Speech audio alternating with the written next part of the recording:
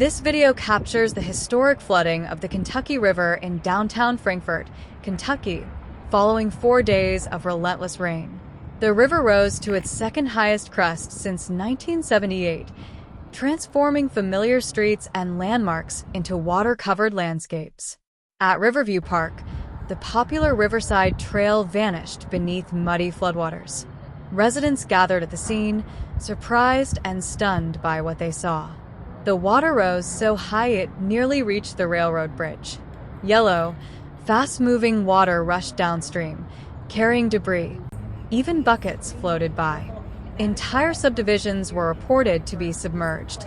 Locals stood quietly, swaying their heads and saying, "Flooding shows no mercy."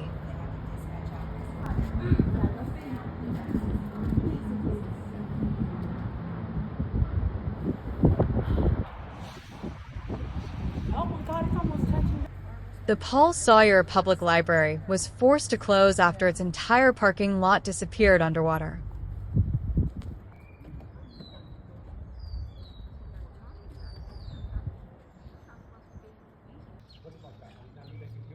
In the nearby historic neighborhood, beautiful homes were surrounded by rising water.